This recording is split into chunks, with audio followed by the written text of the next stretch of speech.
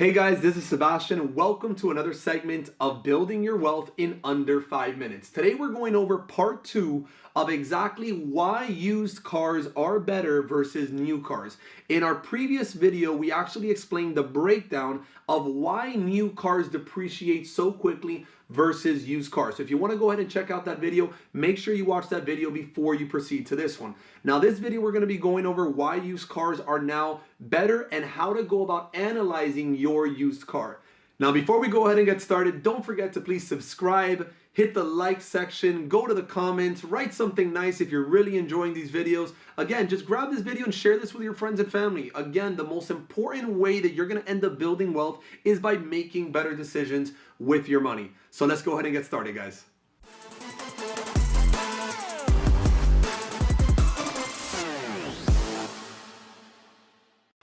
Okay, so now that you understand that used cars are going to depreciate at a much slower curve than a brand new car, now we have to figure out, okay, how do we analyze what's the ideal used car that we want to go and buy? So the first thing you want to look at is how old is this car? You usually want to buy a car that's between about 3 and 5 years old. Now, why is this? Because when you're buying a used car that's already been on the market for 3 to 5 years, it's already taken that 50, that 60% hit, which is what you want. You want to buy a car that's already been depreciated massively. I know that we all get into this whole idea of you want to have the brand new smell of a brand new car, but is it really worth losing money at a much faster speed? Oh, hell no! I mean, we have to do the math and really figure out if that's actually better. Now, once you know that it's about a 3 to 5 year old car, what you're looking for, the next thing you want to look at is the mileage, meaning that you want to ask yourself, okay, don't go and buy yourself a 3-year-old car that has 70,000 miles on it, right? You want to go and buy yourself a 3-year-old car that has been put maybe through about 8,000 miles per year since the car's been out. So I'll give you an example. Let's say that right now we're in 2021 and 4 years ago you found yourself a car that was a 2017 model.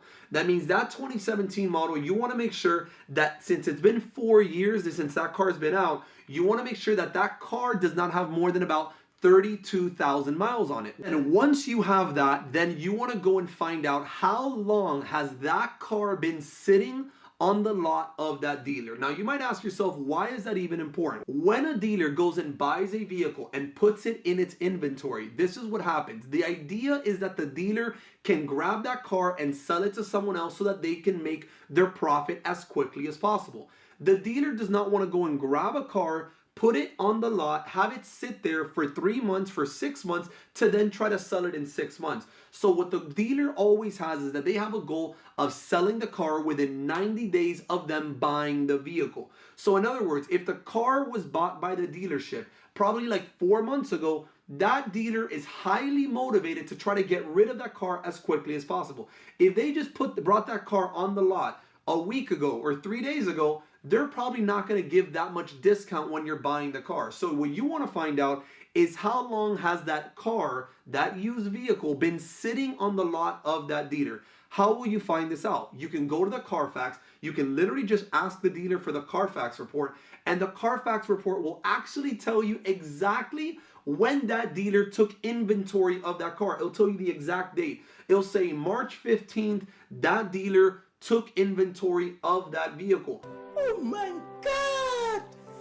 Wow! You know that today is April 20th. That means that you know that car's been sitting there for 35 days. So why is this really important? You want to find cars that have been sitting in a dealership for about 75 to 90 days or even longer if possible, because that way the dealer is going to be heavily motivated to try to get rid of that car because they don't want to be in the business of having cars sitting there and they're not selling. Now, when it comes to actually getting a loan for a used car, this is what you want to do. So you could actually go to a dealer, and many of these dealers, what they end up doing is that they will actually sell you the financing. I have an entire video that explains how financing works on cars, but the important thing is that these dealerships, when you're going in, they're going to tell you, okay, the car is going to cost you $30,000 or $40,000, whatever it is. That dealer can actually sell you a loan from, say, for example, Chase Bank. And that dealer will actually make more money for them selling you that loan. Now that you can use to your advantage. you can tell the dealer, hey, look, can you shave another $1,000 off the price of that car if I do the loan through you guys? And maybe the dealer will make $2,000 for selling you that loan for being the middle person, but they can shave $1,000 off of the price of the car for doing the loan through them. If the dealer doesn't want to do the loan, then go and get your own financing. You can literally just Google, financing used cars, a bank that finances used cars, and you can find on Google a ton of different banks that can finance used cars. And you just provide them your information, they'll get you pre-approved, and they will wire the money, that bank will wire the money straight to the dealership to actually go and buy the vehicle. So if you're going and buying a $40,000 car and you want to put a $5,000 down payment, then you go put the $5,000 down payment. The bank will actually send them the $35,000 for the remaining amount that is still owed to finish paying off that vehicle. So once you've secured the financing through this independent bank, once you've secured that, now you want to figure out, okay, what is going to be your new monthly payment? You see, monthly payment can easily be manipulated. Now, how do you manipulate monthly payment? So let's say that you're buying yourself a $50,000 car. And that $50,000 car, you're going to go and put, say, a $10,000 down payment. Well, that means you're going to go and finance $40,000. When I say finance, I mean you're going to go get a loan for $40,000. So now you can decide to get a 36-month loan, a 48-month loan, a 60-month loan, a 72-month loan. They even have the option of you even doing an 84-month loan or even a 96-month loan. So what happens is that the longer the term period, the lower the monthly payment is. So I can go and get a loan for $40,000 for say 96 months, and my monthly payment might only be $200 or $250.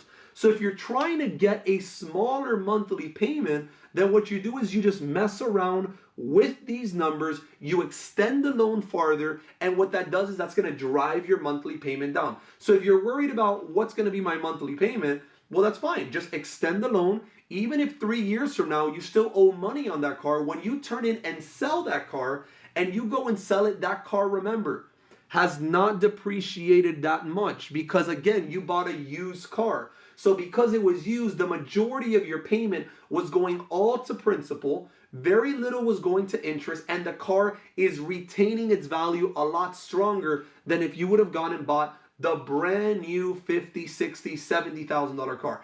This concept works. It doesn't matter if you drive a $100,000 car, a $300,000 car. Vehicles depreciate in value.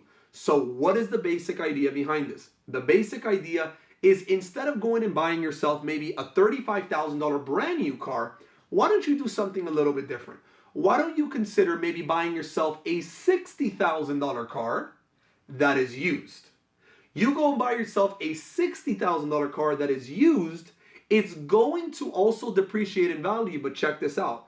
You're probably going to pay $30,000 for that car, and over the next 3 years, that $30,000 used car, you'll end up selling it 3 years later for maybe $20,000 or $25,000. Did you lose money? Yes. But did you lose way less than if you would have bought brand new? Yes. So instead of going and buying yourself a brand new car and losing 50% of its value, why not just go get yourself a used car? And that used car will retain the value stronger and it will not depreciate at the same speed. Now, the other argument that you might be thinking is, but Sebastian, if I get a used car, then I'm not going to have warranty. And what happens if the car has problems and I got to go fix these problems? Well, this is the way I view warranty.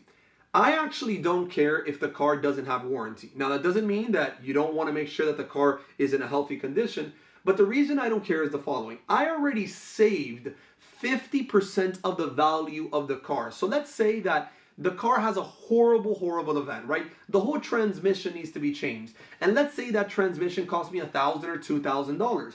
Well, I already saved 50% of the value of the car. So if I need to change a whole transmission, and that's going to cost me $1,000, $2,000, or $3,000, and I already saved $20,000 on the car because it's already depreciated, then I don't care if I lose $1,000 or $2,000. It's not going to make that big of a dent. But now this is what you want to make sure. Before you go and buy the vehicle, you want to make sure that the car is in good condition. Now, how do you verify this? Because this is the worry that people have when they're buying used cars. They tell me, no, Sebastian, I don't want to buy a used car because I don't know who drove it. I don't know what's the condition. This is how you solve the problem. The first thing that you do is you want to go and look at the Carfax report. The Carfax report will tell you if the car was involved in an accident. But now this is where it gets tricky. You can't always trust the Carfax report. And I know that people tell me this all the time. They're like, but Sebastian, the Carfax report said that it was in good condition, but was it involved in an accident? We sometimes don't know. So this is why you want to hire someone that does what's called a pre-purchase inspection. It's called a PPI. So I can just write it here on the board. So a PPI, what that means is that if you go and hire, for example, you're going and buying yourself a BMW 3 Series, a 2018 model that's already 3 or 4 years old, you're going and buying that car. But you don't know if that car was really involved in an accident. The Carfax says it was never involved in an accident. So this is what you do. You call up BMW and you tell them, hey, I would like you or I would like someone in your service department to go and do an inspection. It's called a pre-purchase inspection on the vehicle to make sure that the car is in good working condition. This is someone that you hire. This is someone that you pay. This is someone that you're going to go pay $100 or $200 or $300 to go and inspect the vehicle to make sure that the car was never really involved in an accident, that everything isn't working. And they usually do about a 40-50 point inspection on the car. They give you a report within 24 to 48 hours and they will tell you, look, the car is in great condition, or they're going to tell you, look, I'm sorry, but this car was actually involved in an accident and they actually hit it, because an inspector will catch that instantaneously if a car was involved in an accident. So you go and get yourself that PPI done. The way you do that is you just contact a dealer that sells that model car, so call it BMW. You call BMW dealer. That BMW dealership will actually go and send someone. You will pay $200 or $300 to go get the car inspected. You'll get a report within 24 to 48 hours, and now you have that peace of mind knowing that the car is in good condition because it was inspected by a person that specializes in BMW. So the question now turns into, so are you willing to just go and buy a new car to go and lose 30-40% of its value or 50% of its value just to have that peace of mind? Is it really worth losing another $20,000 or $30,000 just for that? You can solve that by just getting a PPI done for a couple $100. All right, guys, I know that this was a lot of information. I know that many of you are probably thinking, but wait a second, there's so much that I have to think about. Absolutely. I would highly recommend you go and watch this video all over again. Go to the part 1 that explains exactly how vehicles depreciate in value. There's so much more content behind this, but if you really sit down and break down the math, you will realize that used vehicles will retain its value stronger. They will all usually lose value, but the most important thing is that you buy something that will not lose half of its value in the first 2 to 3 years. And this is why analyzing your numbers, making the right decisions with your money is so critical, guys. Hope you guys enjoyed today's content. See you next time.